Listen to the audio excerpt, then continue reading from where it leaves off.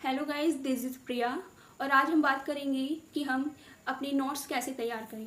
आप कोई नया चैप्टर पढ़ते हैं या फिर कोई नई बुक पढ़ते हैं तो उनसे नोट्स तैयार करने के लिए आपको सबसे पहले उस किताब को या फिर उस चैप्टर को 3 बार ज़रूर पढ़ना पड़ेगा। मतलब कि आपको उस बुक की और उस चैप्टर की 3 रीडिंग करनी पड़ेगी।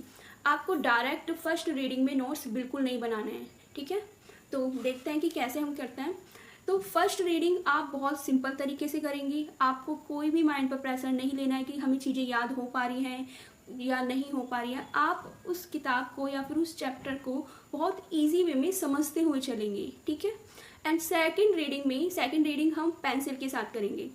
आपको अपने चैप्टर में जो जो लाइन इम्पोर्टेंट लग रही है और जो आपकी नोट्स के लिए इम्पोर्टेंट रहने वाली है तो उन लाइनों को आप उनको अंडरलाइन करते चलेंगे, ठीक है। तो सेकंड रीडिंग होगी। और थर्ड रीडिंग आप हाइलाइटर के साथ करेंगे। थर्ड रीडिंग में हम हाइलाइटर का यूज़ इसलिए करेंगे कि जो आपके की पॉइंट हैं, जो आपको नोट्स बनाने में इंपॉर्टेंट रहने वाले, तो आप उन की पॉइंट को हाईलाइट करते चलेंगे, ठीक है।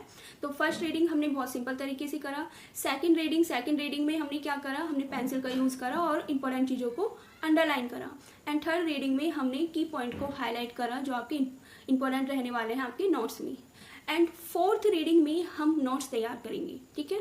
आपको फर्स्ट रीडिंग में नोट्स बिल्कुल तैयार नहीं करने हैं क्योंकि फर्स्ट रीडिंग में आपको कुछ समझ नहीं आता कि हम नोट्स में क्या लिख रहे हैं और क्या हमें लिखना चाहिए। तो फर्स्ट रीडिंग में कभी भी नोट्स तैयार ना करें। आपको इस तरीके से हाईलाइट करने के बाद, पेंसिल से अंडरलाइन करने के बाद ही नोट्स तैयार करने हैं, ठीक है। नोट्स कैसे तैयार करने हैं, आपने जो अपनी चैप्टर में जो लाइनें अंडरलाइन करी हैं, ठीक है, उनको पढ़ना है। और प्लस जो आपने की पॉइंट लिखे हैं वो आपको की पॉइंट ज़रूर अपने नोट्स में डालना है, ठीक है। नोट्स में आप अपने की पॉइंट लिखने के बाद आपको जो लगता है कि हाँ हमें और चीज़ें ऐड करनी चाहिए या अपने वे में अपने तरीके से हमको ये लिखना चाहिए इस की पॉइंट के लिए, ठीक है, तो आप उसको भी थोड़ा सा संक्षिप्त रूप में लिख सकते हैं अपने नोट्स में। तो इस प्रकार से आप नोट्स तैयार करिए और आप इसको चार्ट के फॉर्म में भी तैयार कर सकते हैं और छोटे छोटे आप डायग्राम बना सकते हैं, ठीक है, जो आपको एज ए आंखों के लिए बहुत ज़्यादा इफ़ेक्टिव हो, जो आप देखो और आपको चीज़ें रिवाइज हो जाएं, ठीक है।